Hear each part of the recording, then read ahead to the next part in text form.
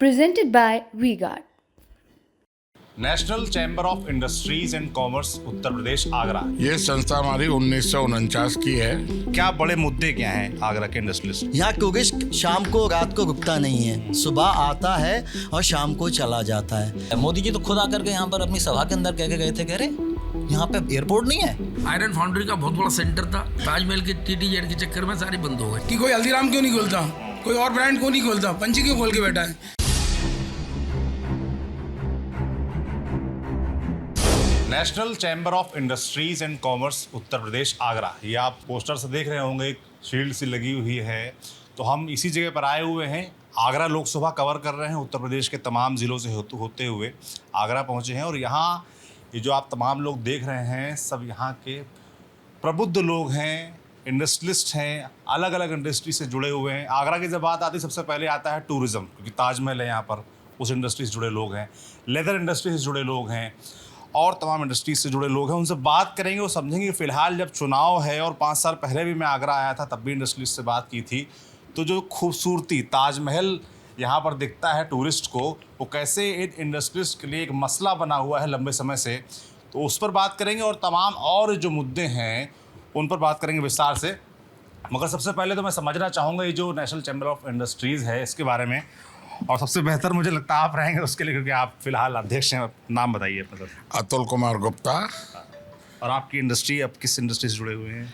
मैं diesel engine genset industry से जुड़ा हुआ हूँ और स्पेयर पार्ट्स बनाता हूँ। अच्छा, सबसे पहले तो मुझे इसके बारे में बताइए कि ये जो संस्था आपकी है इसका काम क्या है, क्या करते हैं? ये संस्था हमारी 1949 की है और इस समय आगरा के समस्त उद्योग और ट्रेड के लोग हमारे 17 से मेंबर हैं और 18 अन्य संगठन भी हमारे मेंबर हैं। तो इस तरीके से हमारे चैम्बर में, नेशनल चैम्बर में लगभग 5 से 6 हज़ार आगरा के उद्यमी और ट्रेड के लोग हैं। 5 से 6 हज़ार, मतलब छोटे बड़े जितने भी उद्योग आगरा में चलते हैं सब लगभग इससे जुड़े हुए हैं। इससे जुड़े हुए हैं। अच्छा। और बहुत पुराना संगठन है ये, और ट्रेड इंडस्ट्रीज की सेवा में 75 साल से कार्यरत है। और जैसे कि हम लगातार देख रहे हैं कि आगरा की इंडस्ट्री जिस तरह की हुआ करती थी वो सिकुड़ती चली जा रही है, जैसा कि लोग यहाँ के बताते हैं, आप लोग बताते हैं।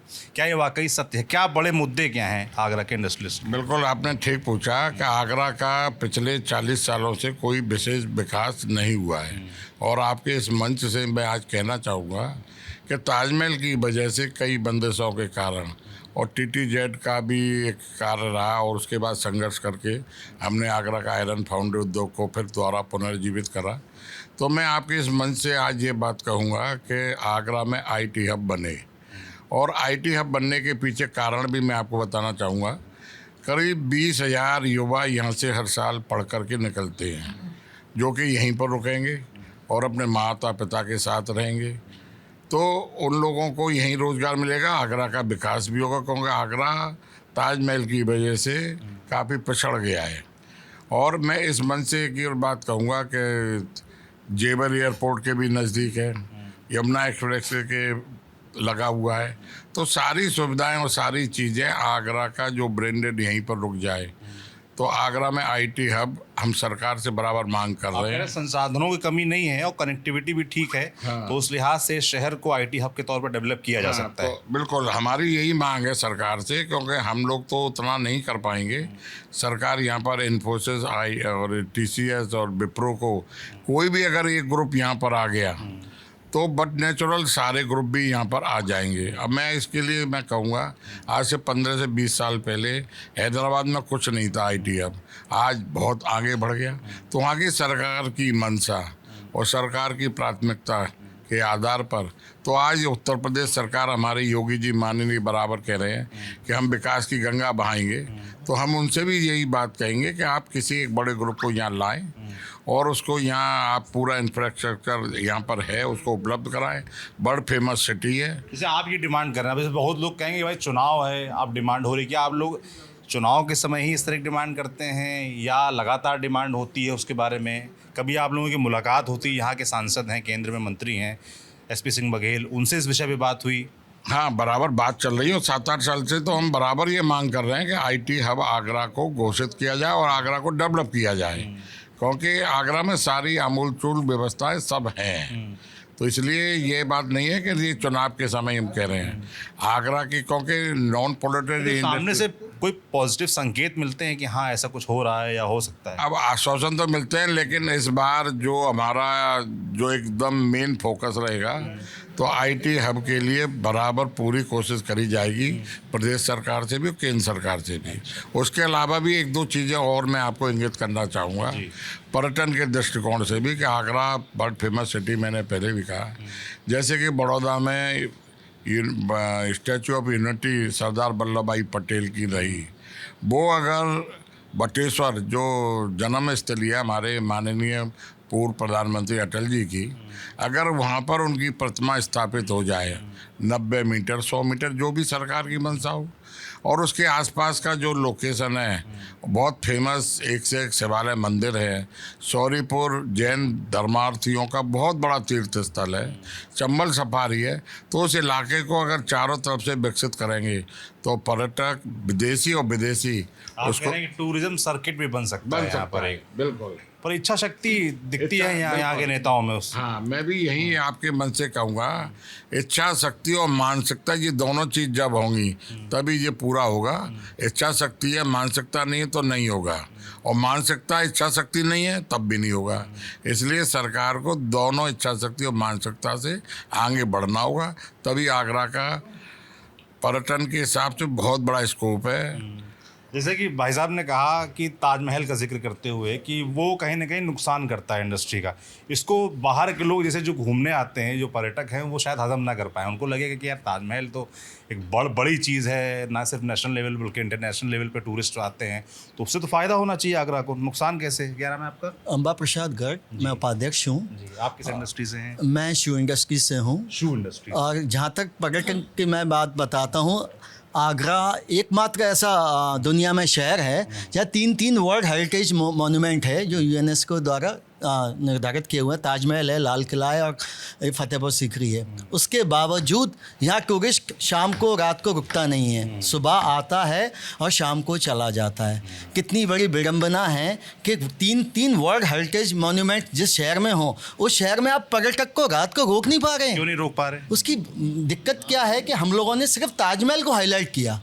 हमने हाईलाइट क्या किया कि आगरा ऐसा शहर है जो सेफ नहीं है। अच्छा। आप जाइए, वर्ल्ड हेरिटेज मॉन्यूमेंट ताजमहल है, उसको देखिए, उसका आनंद लीजिए और शाम को वापस आइए। जयपुर जाइए, जयपुर में आप 3 दिन रुकेंगे, या दिल्ली वापस जा रहे हैं, बट आगरा को वो फोकस नहीं मिल पाया जो मिलना चाहिए था। आप कह रहे हैं कि यहाँ आदमी आता है और लौट जाता है, स्टे नहीं करता है, इसलिए नुकसान। स्टे करने लग जाएगा। अभी हम लोग गोवा होके आए, वहाँ गोवा में एज सच समुद्र है, ठीक है, बीचेस हैं, उसके अलावा लेकिन वहाँ आपका ऐसी व्यवस्था रखी है कि आपका मन करेगा कि वह नदी है, वो कौन सी नदी है, वहाँ पे क्रूज़ चलते हैं। क्रूज़ क्या है? कुछ ही नहीं है, लेकिन उन्होंने ऐसी व्यवस्था रखी है कि आदमी एक क्रूज़ में एक रात को रुक रहा है, एक रात कहीं, मतलब आप व्यवस्थाएं बनाइए ना। हम क्या नहीं, रोकने के लिए व्यवस्थाएं हैं यहाँ नहीं होनी चाहिए। अच्छा, आप शू इंडस्ट्री से जुड़े हो, क्योंकि पर्यटन इंडस्ट्री सामने भाई साहब बैठे हैं, उनसे और विस्तार से बात करूँगा। आप थोड़ा शू इंडस्ट्री के बारे में बताइए, क्योंकि जब आगरा की बात होती तो लेदर का भी जिक्र आता है, जैसे कानपुर की बात होती तो वहाँ भी लेदर का जिक्र आता है। और यहाँ पर मैंने देखा कि सिकुड़ा है वो इंडस्ट्री, इतना मैंने सुना समझा। पिछली बार जब मैं इलेक्शंस में आया था तब भी मैंने ये मुद्दा सुना था, आप ही लोगों के मुँह से सुना था। तो फिलहाल क्या स्थिति है शू इंडस्ट्री की, लेदर इंडस्ट्री की आगरा में? देखिए, जहाँ तक जूते की बात है, ये अभी भी हिंदुस्तान का सबसे बड़ा मैन्युफैक्चरिंग हब है आगरा, जूते के मामले में, चाहे वो शू हो, शू कंपोनेंट हो, लेदर हो। बट द थिंग इज़, क्योंकि व्यवस्थाएं बदली हैं, 2.5 लाख से ज़्यादा जोड़ी आज भी बंद नहीं है। 20 से 25 लाख आदमी डायरेक्टली इनडायरेक्टली कहीं ना कहीं जूता व्यवसाय से जुड़ा हुआ है। व्यवस्था क्या बदल रही है, आजकल टेक्नोलॉजी अपग्रेडेशन हो रहा है, वो उस तरीके से शायद हमारी या हमारे राजनीतिक जो इच्छा शक्ति है उनके अंदर वो इच्छा शक्ति नहीं है कि हम टेक्नोलॉजी अपग्रेडेशन लेके आएँ। हम अभी पुरानी व्यवस्था के तहत ही जूता बनाने की ओर अग्रसर हैं, और उससे निश्चित तौर पर हमारी कॉस्टिंग, जो बड़ी कंपनीज जो बाहर और शहरों में, चाहे वो दिल्ली में देखा जाए, जयपुर में, जालंधर में, या और चेन्नई में और जगह, क्या है, बड़ी बड़ी इंडस्ट्रीज लग रही हैं, वो मैकेनिकलाइज तरीके से बना रही हैं, उनकी कॉस्ट का प्रोडक्शन कम आ रहा है। यहाँ क्यों नहीं हो पा रहा है? हमारे यहाँ टेक्नोलॉजी अपग्रेडेशन नहीं कर पा रहे हैं हम लोग अभी भी हाथ से वो जूते को सिल के उस तरीके से बनाने का प्रयास- इसके पीछे वजह क्या है, इसके क्यों नहीं पीछे कर पा वजह रहे हैं, इसके लिए जिम्मेदार कौन है? नहीं, जिम्मेदार निश्चित तौर पे हम लोग अगर यहाँ फेयर लगाएं या जो मैन पावर यहाँ जो जूते से जुड़ी है उसको हम टेक्निकल उसका जो स्किल है उसके अपग्रेडेशन के लिए हम लोग प्रोग्राम चलाएं, शायद वो हम मुझे नहीं लगता कि ऐसा कोई व्यवस्था हम लोग आज कर पा रहे हैं उन लोगों के लिए।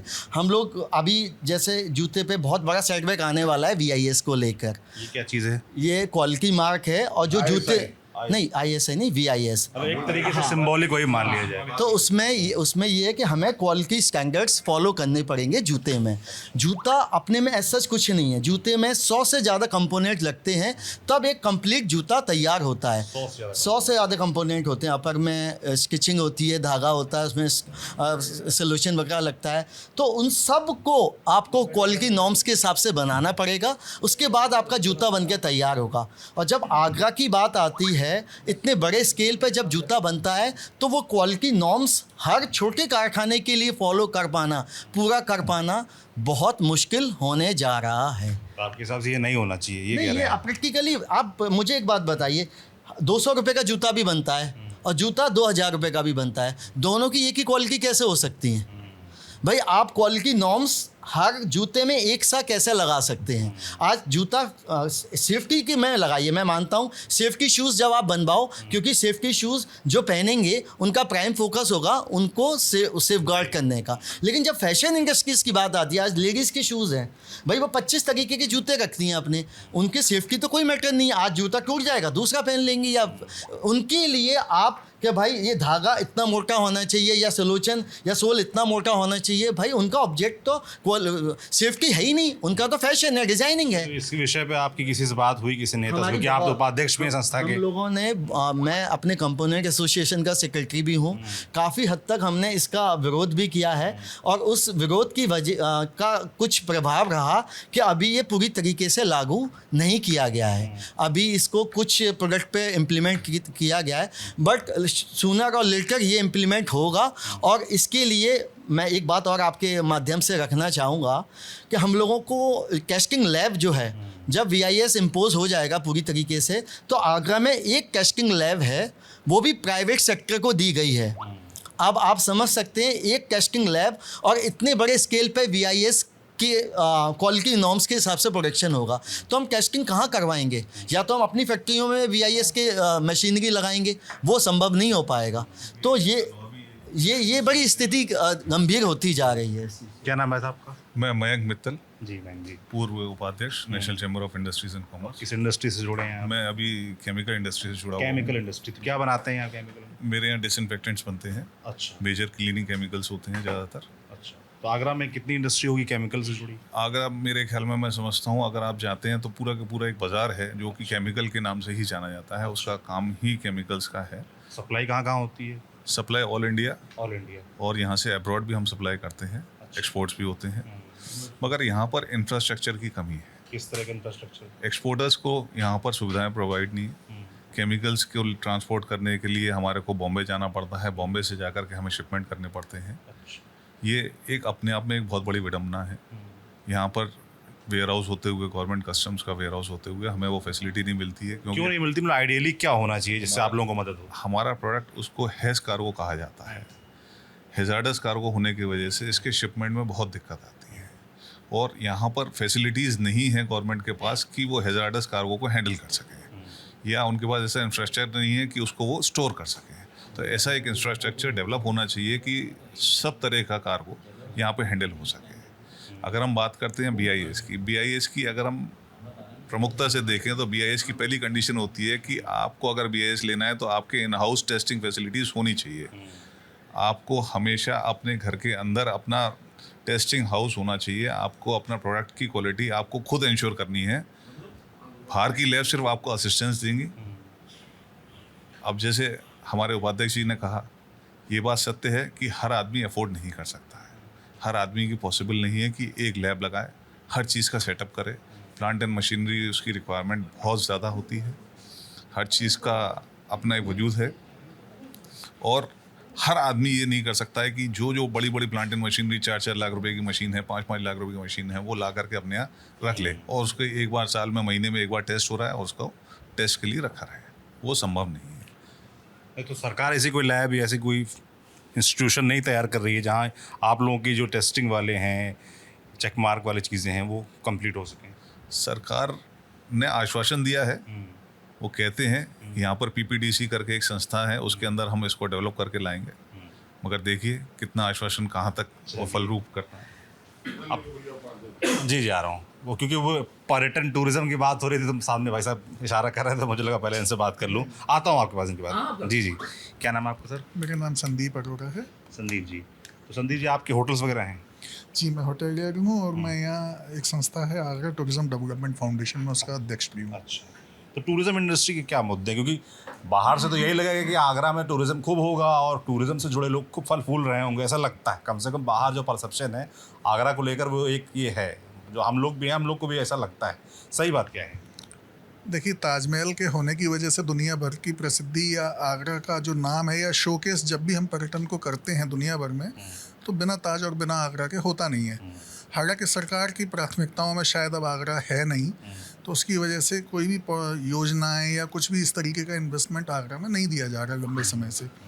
लेकिन बावजूद उसके विदेशियों की पसंद अभी भी आगरा जो है नंबर 1 पर ही है। जी, शायद ये हमारा भाग्य है या ये विरासत है, हमारी धरोहर है, तो उसकी वजह से। हालांकि समय समय पर अनफॉर्चुनेटली ताजमहल को विवादित करने के भी लगातार प्रयास चल रहे हैं, लेकिन उस हालांकि किस तरह के प्रयास? जैसे तमाम तरीके का, कभी उसको मंदिर बताया जा रहा है, कभी उस पर उससे अपने मैसेजेस फ्लोट करने की तैयारियां होती हैं, इस तरीके की चीज़ों से बदनामी होती है। तो इससे क्या इफेक्ट पड़ता है टूरिज्म पे, लोगों की मानसिकता पर? नहीं, बिल्कुल। जो तेजो महाले वाला मुद्दा बनाया जाता है खास तौर पे। देखिए, विदेशी आपके यहाँ ताजमहल देखने आता है, एक्चुअली वो ताजमहल के नाम पर जो हमारी 2 धर्मों की, 2 कौमों की, हम साथ जुड़ के जो वर्षों से रहते आए हैं, हम कैसे रह रहे हैं, वो हमारी प्रासंगिकता कैसे है, वो देखने आता है। वो ये देखने आता है कि हम कम बजट में लेविश लाइफ कैसे जीते हैं, हम खुश क्यों हैं, उनके यहाँ हमसे ज़्यादा समृद्धि है, लेकिन बावजूद उसके ये एकतावान नहीं है। वो यहाँ सेक्युलरिज्म को देखने आता है कि हम यहाँ कैसे रह पा रहे हैं। अगर हम ही जब अपनी इस धरोहर को विवादित करेंगे तो फिर उसके बाद उनका कोई वजह नहीं है कि वो यहाँ देखने आए, क्योंकि इमारतें, टेक्नोलॉजी वो हमसे कई गुना आगे हैं। और जो संदेश है एक्चुअली ताजमहल के पीछे वो यही है कि हम कैसे, गंगा यमुनी तहजीब थी, वो यही है। उसके अलावा हमें अगर आवश्यकता है तो देखिए, मैं समझता हूँ हिंदुस्तान में सबसे विकसित और सस्ता इंफ्रा आगरा में है। ट्रैवल ट्रेड का सस्ते होटल्स हैं, क्वालिटी होटल्स हैं, सारी सुविधाएं हैं, लेकिन बावजूद उसके अगर पर्यटक का स्टे यहाँ नहीं है तो ये विचारणीय है। ये स्टे ना होने का कारण क्या है? सिर्फ ये है कि सिर्फ एक ही टूरिज्म स्पॉट है? नहीं। या प्रचार उसका एक ही का है, तो नहीं। आदमी आता है, एक देख के चला जाता है, दिल्ली करीब है, वहाँ ठहरता है? 2-3 इश्यूज हैं। एक तो ये कि फिनोमेना है कि बरगद के पेड़ के नीचे छोटे पेड़ नहीं पनप पाते, शायद एक वजह ये हो सकती है। दूसरा ये है कि स्मारकों की टिकट बहुत ज़्यादा है और हम ये भूल जाते हैं कि हमारे पर्यटन को स्थापित दुनिया भर में किसने किया? वो थे हिप्पी, जो सस्ते पर्यटन वाले लोग थे। वो यहाँ आते थे, वो यहाँ 6-6 महीने रुका करते थे। वो उन्होंने बताया देश में कहाँ स्मारकों का महत्व क्या है, कैसे स्मारक हैं, खान पान हमारा कैसा है, हमारी ड्रेसेस कलरफुल हैं, हमारी संस्कृति क्या है। इसको नज़दीक से उन्होंने 6-6 महीने रह के देखा और उन्होंने दुनिया भर में बताया। हमारे पास जो हमारी टेक्नोलॉजी थी, हमारा जो पुरातन ज्ञान था, वो भी उन्होंने ही बताया। अब हुआ ये कि हम हर चीज़ को बेचने में लग गए। हमने इतना महंगा कर दिया कि उससे जो टूरिस्ट का स्टे था वो घट गया। अब हमारे यहाँ समृद्ध पर्यटक आता है जो हफ्ते के लिए, 5 दिन के लिए आता है और केवल आता है मोनूमेंट टू मोनूमेंट। उसके पास ताजमहल, क्योंकि ताजमहल तो मजबूरी है, दूसरा है नहीं, तो उसको बताना है कि yes I was at Taj once. बस उतना ही उसका टारगेट है। उसके आगे की जितनी चीज़ें थी, हमारी धरोहर थी, वो पिछड़ती जा रही तो है। रोकने के लिए क्या करना चाहिए? सरकार की तरफ से क्या होना चाहिए, या आप लोग जो कर रहे हैं क्या इनिशिएटिव होना चाहिए? देखिए, किसी भी इंडस्ट्री का प्रयास ये होता है कि वो इंफ्रा दे, वो डेवलपमेंट चीज़ें विकसित करके खड़ा कर दे, लेकिन माहौल वो नहीं दे सकते। माहौल के लिए सरकारों को ही आगे आना होगा। शायद यह माहौल की कमी है। अब आप अगर स्मारकों पर जाएं, अब आप आएँ तो अगर आप जाइए तो आप पाएंगे कि ताजमहल के दर्शन करने जाने के लिए कितनी हसल है, आप कैसे वहाँ जाएंगे, कितना पैदल चलना पड़ेगा, कहाँ गाड़ी छोड़नी है, कहाँ से लेना है, कैसे जाना है। ये जो मिसमैनेजमेंट है वो एक ही बार में हाथ जोड़ लेता, कहता ताजमहल हो गया, काम खत्म हुआ। तो ईमानदारी की बात बताओ तो ये मैंने भी ऑब्जर्व की, ये खुद मेरा भी एक्सपीरियंस है। एक ही बार मैं ताजमहल गया हूँ और उसी में इतना पक गया था, फिर मुझे लगा कि यहाँ आओ तो कुछ वीआईपी ट्रीटमेंट वाला मामला हो तो ही आओ, अगर लाइन लगा के जाना पड़ा फिर तो हालत ख़राब हो जाएगी। अगर ये आपका एक्सपीरियंस है तो शायद यही दुनिया का एक्सपीरियंस है। एक घंटे में नंबर आता है जी, बाहर जाते हैं, एक घंटे में नंबर आता क्या नाम है आपका? है। मेरा नाम मनोज गुप्ता है, नेशनल चैम्बर से मैं वाइस प्रेसिडेंट हूँ। और इंडस्ट्री बता दीजिए अपनी। हमारा इंडस्ट्री हमारा ट्रेडिंग का काम है, सीमेंट का और लोहे का होलसेल बिजनेस करते हैं आगरा से ही। जी, आप क्या विषय उठा रहे थे? मेरा विषय तो यही, आगरा के केवल 2 ही विषय हैं। एक तो ताजमहल के चक्कर में यहाँ की सारी इंडस्ट्री बंद हो चुकी है। कौन कौन सी इंडस्ट्री बंद हुई है, मतलब वो मैं अभी ठीक से समझ नहीं पाया, विस्तार से बताइए। जी जी, एक तो यहाँ पर आगरा बहुत बड़ा हब था दाल मिल का, सारे दाल मिल बंद हो गए। आयरन फाउंड्री का बहुत बड़ा सेंटर था, ऑल ओवर वर्ल्ड यहाँ से एक्सपोर्ट होता था। ताजमहल के TTZ के चक्कर में सारे बंद हो गए। नए सिरे से इंडस्ट्री चालू हुई, इलेक्ट्रिक फर्नेस आई, गैस आई, थोड़ा बहुत काम चला, लेकिन कोई इतने बड़े लेवल पर काम नहीं है कि इसे आगरा का कोई नाम हो। हम देखते हैं कि आगरा से छोटे छोटे शहर बिजनेस में, आगरा से अलीगढ़ है, फिरोजाबाद है, और अब तो मेरठ तो बहुत आगे निकल गया। आगरा जो है वहीं का वहीं रुका हुआ है। हमारे मिलने जुलने वाले आते हैं, वो भी कहते हैं कि नाम तो बहुत सुना था आगरा का, यहाँ तो कुछ है ही नहीं। 2-3 किलोमीटर का तो तुम्हारा आगरा निपट जाता है, बिजनेस कुछ है नहीं यहाँ पर। हमारा तो केवल यही कहना है कि यहाँ पर टूरिज्म को बढ़ावा दिया जाए, नाइट स्टे की व्यवस्था कराई जाए, जिससे कि नाइट स्टे को दिल्ली वाले लोगों का आगरा में टूरिस्ट रुकने नहीं देता है। सवेरे आएगा, शाम को वापस ले जाएगा। जो आगरा के छोटे होटल है, बड़े होटल है, वहाँ टूरिस्ट रुकता ही नहीं है। उसके लिए इनको जो है यहाँ पर कल्चरल प्रोग्राम, कैसिनो वगैरह स्टार्ट कराए, या फिर बैराज बना दिया जाए, पानी आ जाएगा। मतलब आपके ना कुछ ऐसी व्यवस्थाएं होनी चाहिए सरकार की तरफ से जो आदमी स्टे करना शुरू करे, सिर्फ ताजमहल तक सीमित न रखा जाए। होटल लॉबी के अंदर जो प्रॉफिट आता है वो टूरिस्ट के रुकने से ही आता है, रेंट आने और जाने से, घूमने से कुछ नहीं होगा। ये मुझे बता रहा था कि थोड़ा एक बूम डेस्टिनेशन वेडिंग की वजह से होटल इंडस्ट्री में आया है, वो एक ऑप्शन के तौर पे थोड़ा तैयार हुआ है, थोड़ा खरा हुआ है। इस समय आगरा देखिए, क्या नाम है आपका? सचिन सारस्वत। मैं यहाँ अपीरल इंडस्ट्री को बिलोंग करता हूँ, टेक्सटाइल और अपीरल, राइट। इसको 2 तरीके से समझ सकते हैं। एक पुरानी कहावत है, कई बार हमारी इच्छाएं जो है वो बुराई का रूप धारण कर लेती हैं। जो आज हमें वरदान मिला था ताजमहल के रूप में, वो कहीं ना कहीं अभिशाप के तौर में आज आता जा रहा है। धीरे धीरे बहुत पुराना उद्योग हुआ करता था, वो फाउंड्री उद्योग। TTZ आने की वजह से फाउंड्री उद्योग क्या होता है मुझे बताइए। फाउंड्री ढलाई घर होता है, उसमें जनरेटर का बहुत बड़ा काम था, मतलब पूरे देश विदेश में यहाँ से सप्लाई हुआ करती थी, बहुत टॉप का बिजनेस हुआ करता था। फिर आपका लेदर एक्सपोर्ट हो गया, जूता उद्योग हो गया, पेठा उद्योग हो गया, धीरे धीरे धीरे करके विलुप्त होने लगे। आज की डेट में जो ट्रेडिशनल बिजनेस था वो ख़त्म होता जा रहा है। अब आप ये देखिए कि एक पर्टिकुलर सेगमेंट का आदमी तो यहाँ पर है, बाकी हैपनिंग के लिए शहर के अंदर कोई ऐसी चीज़ नहीं है कि हम कैसे खर्च करेंगे। आदमी की पेइंग कैपेसिटी की बात करेंगे आप, तो they are not willing to invest, right, they are not willing to pay. Mall culture है नहीं शहर के अंदर, जबकि आज आप 21वीं शताब्दी में छोटे छोटे शहरों में मॉल कल्चर है। यहाँ पर 2 मॉल खुले, वो बंद हो गए। आप समझ सकते हैं मानसिकता। तो कहीं ना कहीं ये हमारे व्यापार ख़त्म होने का एक कारण ये भी है। अब रही बात ताजमहल की, तो इसको ऐसे माना जाए कि ऐसी इंडस्ट्रीज़ या ऐसा इंफ्रास्ट्रक्चर डेवलप किया जाए ताकि यहाँ पर लोग आएँ, सबसे बड़ी बात है। और वो 2 हमारी समझ में आता है, जैसा कि हमारा इस बार का एजेंडा भी है।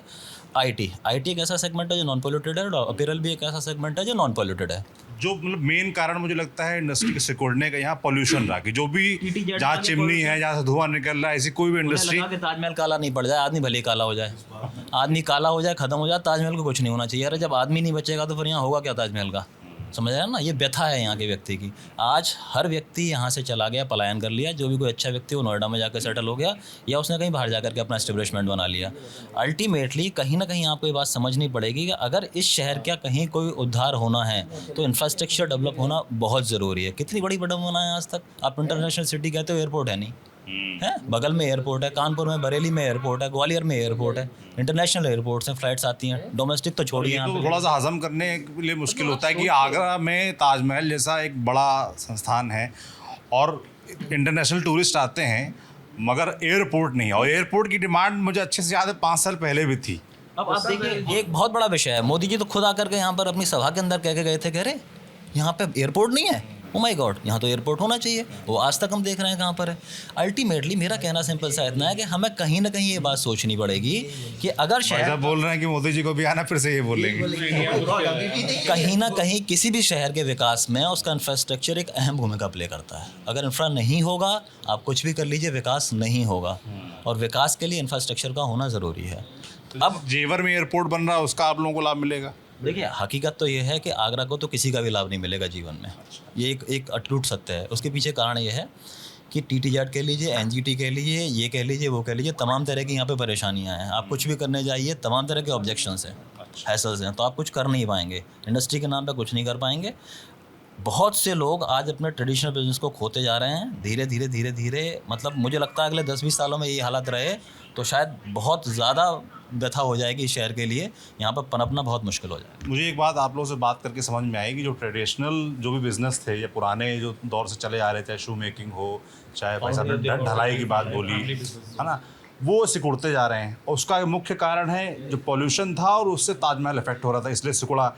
तो जब ये सिकुड़ना शुरू हुआ तो क्या सरकार की तरफ से कोई ऑल्टरनेटिव आप लोगों को दिया गया कि अच्छा ये चीज़ें सिकुड़ रही हैं तो आप लोग इन चीज़ों में इन्वेस्ट करिए, या कोई ऐसी योजना, कोई प्लान आप लोग के सामने रखा गया कभी? क्या उसी तरह बताया ना, IT सिटी के लिए डिमांड इसी लिए है कि नई IT सिटी की डिमांड कब शुरू हुई, कब से ये अभी ये चुनाव वाली डिमांड है कि आप लोग लंबे समय से? काफ़ी टाइम हो गया। मेन सचिन जी की बात को मैं आगे बढ़ाऊंगा। एक बहुत नाम बताइए। मेरा नाम संजय अरोड़ा है, मैं शू इंडस्ट्री से बिलोंग करता हूँ, शू इंडस्ट्री से। मैं सचिन जी की बात को आगे बढ़ाऊंगा। पलायन बहुत बड़ा मुद्दा है, नई जनरेशन बिल्कुल नहीं रुकना चाहती, क्योंकि रीज़न ये है कि उसके लिए यहाँ पे कुछ भी नहीं है। बहुत देर नहीं होगी कि आगरा जो शहर है वो बुज़ुर्गों का शहर ना बन जाए। अगले कुछ सालों में अगर यही रहा, कोई नई इंडस्ट्री लगेगी नहीं, नई जनरेशन यहाँ रुकेगी नहीं, तो रह क्या जाएगा क्या। और जबकि आगरा का भाग्य दुर्भाग्य ये है कि हाँ, हमारे पास 2 लोकसभा और 2 राज्यसभा के सांसद होने के बावजूद भी आगरा बिल्कुल आज भी ग्रामीण परिवेश में जा रहा है। अभी क्योंकि लोकसभा का चुनाव भी है तो मैं थोड़ा सा आप लोगों से वो भी समझना चाहूँगा कि सांसद का काम, विकास तो बात का विषय है, पर आपके मुद्दे संसद में उठाना होता है। तो ये जो आप लोग का इंडस्ट्री का विषय है या इंडस्ट्री सिकुड़ने का विषय है, वो यहाँ के जो सांसद हैं SP सिंह बघेल, और उससे पहले भी BJP के लगातार 2 बार रामशंकर कठेरिया रहे, इन लोगों ने कभी ये विषय संसद में उठाया? आप लोगों ने कभी इस बारे में सुना इस विषय पे? मैं यही आपके मन से कहना चाहूँगा कि जो अब मैंने पहले भी कहा IT की बात, क्योंकि नॉन पॉल्यूटेड इंडस्ट्रीज में IT सबसे बेस्ट ऑप्शन है, और यहाँ का ब्रेन डेड भी रुकेगा और आगरा का विकास भी होगा। और हम लोग इस बार जो राज्यसभा के भी सांसद हमारे बने हैं, नवीन जैन जी भी, और सापा से भी बने हैं, खुद भी इंडस्ट्रियलिस्ट हैं। हाँ, तो उन चारों को लेकर के अब की बार हमारी चैम्बर के द्वारा ये पुरजोर मांग रहेगी कि आगरा को IT हब के रूप में बहुत जल्दी विकसित किया जाए। तो कभी आप लोग जब मिलते हैं तो उन लोग की तरफ से आश्वासन कभी मिलता है, या आप लोग को लगता है कि वो आश्वासन ही है या वाकई कुछ करना चाहते हैं? भाई साहब से बात करता हूँ जी। मेरा नाम राजेश अग्रवाल है और मैं नेशनल चैम्बर का फूड सेल को चेयरमैन हूँ। और मेरी पेठा इंडस्ट्रीज भी इसी से ही जुड़ी हुई है, क्योंकि मैं पेठा एसोसिएशन का अध्यक्ष भी हूँ। पेठा वाले में तो मैं पहले तो ये पूछना चाहूँगा, ये जो जगह जगह हर 100 मीटर पे एक पंछी पेठा खुला हुआ है, इसकी क्या कहानी है? असली कौन सा है? कैसे कोई पहचानने जो आते हैं आगरा लोग कि सही पेठा, अच्छा पेठा कौन सा है? आपका भी पंछी पेठा वाला? मेरा तो प्राचीन पेठा के नाम से है, और वो जो पंछी पेठा वाला जो इशू है वो उनका अपना फैमिली इशू है। अच्छा, वो जो फैमिली इशू है वो अपना उनको सॉर्ट आउट करना चाहिए। वो शायद उन्होंने वो इसलिए नहीं कर रहे हैं कि शायद वो उनको लगता है कि हमारा एडवर्टाइजमेंट का जरिया बन गया है, तो कहीं ना कहीं उसमें उनका भी हाथ है। क्योंकि कोई भी ब्रांड, जब आप जानते हो कि कोई हल्दीराम क्यों नहीं खोलता, कोई और ब्रांड क्यों नहीं खोलता, पंछी क्यों खोल के बैठा है, तो कहीं ना कहीं उन्होंने कहीं अपने एडवर्टाइजमेंट इशू है और फैमिली इशू है। पेठा और ताजमहल आज एक दूसरे के पूरक हैं। पेठा इंडस्ट्रीज़ TTZ के बाद में कहीं ना कहीं बहुत पिछड़ती जा रही है। हालांकि क्योंकि पहले पेठा कोयले से बनता था और अब गैस से बन रहा है। हालांकि में सुप्रीम कोर्ट ने ये आदेश दिए थे TTZ लागू होने के बाद कि जो इकाइयाँ इसमें पिछड़ रही हैं ईंधन की वजह से, क्योंकि कोयला नहीं जल सकता है, तो इनको सब्सिडी की गैस मुहैया कराई जाए। और सुप्रीम कोर्ट के आदेश पर 126 इकाइयों को सब्सिडी की गैस दी भी गई। चूँकि उस दरमियान जो भी अधिकारी थे उनकी लापरवाही से पेठा इंडस्ट्रीज़ को उसमें नहीं जोड़ा गया। तो क्योंकि अब पेठा इंडस्ट्रीज़ को सब्सिडी की गैस नहीं मिल रही है, उसकी वजह से पेठा इंडस्ट्रीज़ भी इसमें पिछड़ रही है। लोग यहाँ से पलायन कर रहे हैं। गांव में, देहातों में, दूसरे प्रदेशों में जाकर के पेठे को बना रहे हैं। तो पेठा जो मैंने आपको जैसे बताया कि एक दूसरे के, तो आगरे का जो पारंपरिक पौराणिक प्राचीन पेठा उद्योग है वो भी कहीं ना कहीं इसमें पिछड़ता जा रहा है। अब इसको जैसे यहाँ पर पर्यटन कैसे बढ़ाया जाए, जैसे हमारे अध्यक्ष जी ने बहुत अच्छी मांग रखी है नेशनल चैम्बर के माध्यम से कि आगरा रिवर फ्रंट बनाया जाए, उसमें जू चौपाटी बनाई जाए, कल्चरल प्रोग्राम हो जहाँ पे टूरिज़्म आके रुके। तो मैंने अपने अध्यक्ष जो अतुल गुप्ता जी हैं उनको भी बहुत इस बात के लिए कहा कि आपने इतनी बढ़िया जागरूकता वाली बात करी, जो टूरिस्ट नहीं रुक पा रहा है। और हमारे यहाँ ये चर्चा है कि कहीं आगरा शहर रिटायरमेंट लाइफ वालों का शहर ना बन जाए, तो ये हमें बहुत सोचना पड़ेगा। और नेशनल चैम्बर अभी ये अध्यक्ष बने हैं, इसी बात पर रोज़ दिन और रात मीटिंग कर रहा है कि यहाँ के उद्योगों को कैसे बढ़ावा दिया जाए। आप लोग तो मीटिंग कर रहे हैं और अच्छी बात है, और मुझे लगता है लंबे समय से डिमांड भी आप लोग की हो रही है। और अगर रेवेन्यू के लिहाज से देखा जाए तो भले सिकुड़ रही हो, मगर आप लोग उसके बाद भी मुझे लगता है मज़े का रेवेन्यू उत्तर प्रदेश को कमाकर देते होंगे। तो आप लोग की सुनवाई क्यों नहीं होती है फिर? मतलब मसला फंस कहाँ जाता है? या ऐसा है कि फिर आप लोग चुनाव में ही आते हो उसके बाद नहीं आते हो, ऐसा है क्या? मतलब मसला फंस कहाँ रहा, बात फंस कहाँ रही है? मैं इसमें एक बात और कहना चाहूँगा, जो हमारे सांसद हैं, विधायक हैं, मेयर हैं, सब कुछ हमारे आगरा ने सब कुछ दिया है सरकार को, मगर उनको जैसे आपने एक बात हमसे कहा कि आप अपनी बात उनके सामने क्यों नहीं रख सकते हो, वो भी इसी शहर के रहने वाले हैं। मैं कह रहा हूँ उनको क्यों नहीं दिखता है, हम तो कहते ही हैं। ये तो आप लोग उनसे पूछे क्यों नहीं दिखता है क्या? हम आपके चैनल के माध्यम से, शायद वो उनको नहीं दिख रहा है, हम चाह रहे हैं आपके चैनल के माध्यम से उनको दिख जाए कि वो जितनी नैतिक जिम्मेदारी हमारे पर डालते हैं सब ये लोग हमसे कहते नहीं हैं। तो भाई हम नहीं कह रहे, चलो हमने उनकी बात मान ली, तो उन्हें भी तो दिख रहा है कि आगरे के पेठे के लिए क्या करना चाहिए, आगरे के इंडस्ट्रीज़ के लिए क्या करना चाहिए, आगरा जूता उद्योग के लिए क्या करना चाहिए, आगरा में पर्यटक क्यों नहीं आ रहा है, आगरा में स्टेडियम क्यों नहीं बन रहा है, आगरा में ये रिवर फ्रंट क्यों नहीं बन रहा है, एयरपोर्ट के साथ साथ ही आगरा में हाई कोर्ट क्यों नहीं बन रही है। चलो अब TDZ के चक्कर में हमारा आगरा इतना पिछड़ता जा रहा है, तो जो TDZ के नियम के अलावा और भी उद्योग लग सकते हैं वो क्यों नहीं आ रहे हैं यहाँ पर? जो नॉन पॉल्यूटेड उद्योग हैं वो क्यों नहीं ला रही है सरकारें? 9 विधायक, 4 सांसद, 1 मेयर, और क्या दें, 2 MLC, और क्या देते हैं आगरे को? सारी सरकार ही हमारे आगरा चला रहा है, फिर भी हमारे कुछ नहीं है। जिला पंचायत, फिर भी सरकार को आगरा नहीं दिखाई दे रहा। ये उदासीनता जो बता रहे हैं भाई साहब, उसका कारण आपको क्या लगता है, क्या है? मैं सतीश अग्रवाल, नेशनल चैम्बर में एग्जीक्यूटिव हूँ। सर ऐसा है, मेरे को जो लगता है पिछले 40 साल से आगरा की अगर स्थिति देखी जाए, आज से 40 साल पहले जो आगरा देखेंगे आप, तो शायद आज से बेटर था। अच्छा। इंडस्ट्रीज़ के मामले में आगरा जो है उत्तर प्रदेश में मतलब उत्तर प्रदेश को रिप्रेजेंट करता है कहीं ना कहीं। आगरा अपने आप में एक बिजनेस हब था। यहाँ पर जितनी इंडस्ट्रीज़ थी वो सब इंटरनेशनल इंडस्ट्रीज़ थी। जैसे जनरेटर इंडस्ट्री देख लें आप, CI कास्टिंग इंडस्ट्री देख लें, दाल मिल की जैसा जिक्र किया उपाध्यक्ष जी ने, यहाँ की जो है जॉली इंडस्ट्रीज़ थी, सराफा इंडस्ट्रीज थी, सब ये अपने आप में एक मल्टीनेशनल मतलब इंडस्ट्रीज़ थी जिसका कि पूरे वर्ल्ड में नाम था। आज पोजीशन ये हो चुकी है कि हर इंडस्ट्री धीरे धीरे यहाँ से विस्थापित हो रही है, क्योंकि यहाँ के जो कंडीशंस हैं, जो इन्वायरमेंट है, वो बिजनेस के लायक नहीं रहा। सरकार जी की बात करें तो चाहे सरकार किसी की भी रही हो, हर सरकार यहाँ के बिजनेस के प्रति उदासीन नहीं रही। सरकार ने ताजमहल के नाम पे सिर्फ आगरा से लिया ही लिया है। सरकार ने आज तक ताजमहल के नाम पे आगरा को दिया कुछ नहीं। अगर आगरा में ताजमहल है, ताजमहल एक जो है वर्ल्ड में जो है आगरा को रिप्रेजेंट करता है, हिंदुस्तान को रिप्रेजेंट करता है। कहीं भी अगर हिंदुस्तान का नाम पहले आता है तो वो ताजमहल की वजह से ही आता है। अगर कोई वर्ल्ड में ताजमहल को, अगर आगरा हिंदुस्तान को जानता है तो उसका कहीं ना कहीं मोटिव होता है वो ताजमहल है, और ताजमहल आगरा में है। तो इस लिहाज से आगरा को काफ़ी कुछ मिलना चाहिए। लेकिन चाहे वो स्टेट गवर्नमेंट हो चाहे सेंट्रल गवर्नमेंट हो, आज तक किसी गवर्नमेंट ने ताजमहल के नाम पे हिंदुस्तान मतलब आगरा इंडस्ट्री से कुछ लिया ही लिया है, दिया कुछ भी नहीं। दिया, जो भाई साहब कह रहे हैं कि कुछ दिया क्यों नहीं है, ये एक बड़ा मसला है, ये मैं समझना चाहता हूँ। अब भाई साहब कह रहे हैं कि हो गया, आप लोग सब उनका विषय रख चुके हैं। मेरा अंत में आप लोगों से सवाल ये है कि भाई जैसे चुनाव है ना, तो इसमें और आप जो मैंने बोला कि रेवेन्यू के लिहाज से देखा जाए तो आप लोग खूब कमा के देते हैं। अगर राजनीतिक तौर पर देखा जाए तो आगरा लगातार बीजेपी को जिता रहा है लंबे समय से, है ना। विधायक हों, सांसद हों, हर तरीके से आप लोग उनको आगे बढ़ा रहे हैं, मोबिलाइज कर रहे हैं। पर वो लोग आपके लिए क्या कर रहे हैं? मतलब मैं 5 साल पहले आया था तब भी यही स्थितियाँ थी, यही मुद्दे आप लोग उठा रहे थे। जी, पर्यटन एक ऐसी चीज़ है, मालदीव या मलेशिया या और भी अन्य कंट्रियां हैं जो कि पर्यटन पर ही बेस है। आज सिंगापुर है, तो उन लोगों की सरकारों ने कितना विकास किया कि टूरिस्ट आज थाईलैंड है। पूरा फोकस, पूरा इंफ्रास्ट्रक्चर और पूरा घूमने फिरने का काम, पूरे देश की इकोनॉमी उसी पर आधारित है। आगरा वर्ल्ड फेमस सिटी, और आगरा को तो हमारी सरकार को कैश करना चाहिए। जो मांग हम कर रहे हैं कि पर्यटक रात में रुके, ऐसी योजनाएं यहाँ चालू करें। आगरा में पर्यटक 2-3 दिन मथुरा वृंदावन हिस्टोरिकल प्लेस 2 दिन के 3 दिन के पैकेज बनाए और उनको बराबर घना पक्षी विहार है। मैंने पहले भी कहा कि अगर स्टैचू ऑफ लिबर्टी की तरह यूनिटी की तरह बने, आप वही आप कुल मिला के अगर पर्यटन ही है तो उसी पे जोर क्यों ना दिया जाए, उसी को क्यों ना बढ़ाया जाए। असल में लगता ये है कि बाकी इंडस्ट्री सोचती है कि शायद ताजमहल की वजह से उनका नुकसान हो रहा है। ताजमहल में अंदर झांकिए तो पता लगेगा कि ताजमहल कहता है कि हम अपेक्षा के शिकार हैं। भला ताजमहल का भी नहीं हो रहा और सत्यानाश इंडस्ट्री का भी हो रहा है। अल्टीमेटली प्रभावित पूरा शहर है। उसकी सारी कीमत, उसका सारा दंश यहाँ की अगली जनरेशन झेलेगी। ये बुजुर्ग झेलेंगे। इनका दर्द ये है कि इनके बच्चे सब बाहर जा रहे हैं क्योंकि इनके पास यहाँ करने को कुछ। तो आपकी जो इंडस्ट्री के क्या आप लोगों के बच्चे भी उसको चलाने को तैयार नहीं, वो भी बाहर की तरफ जा रहे हैं। नेचुरली प्रॉब्लम ही है, इंडस्ट्री है नहीं, आगे डेवलप नहीं है ना।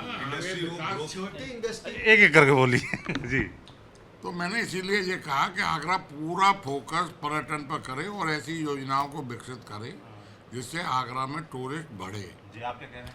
देखिए, मेरा मानना है ये इच्छा शक्ति वाली बात है। अगर सरकार को मेट्रो चलानी थी तो बिफोर टाइम और सब रेस्ट्रिक्शन, सुप्रीम कोर्ट जैसे पेड़ काटने की बात है, ये लेदर पार्क है यहाँ पे जो पिछले 25-30 साल से उपेक्षित पड़ा हुआ है। 7 पेड़ कटने हैं और सुप्रीम कोर्ट की रेस्ट्रिक्शन है, उसकी वजह से वो डेवलप हो ही नहीं पाया।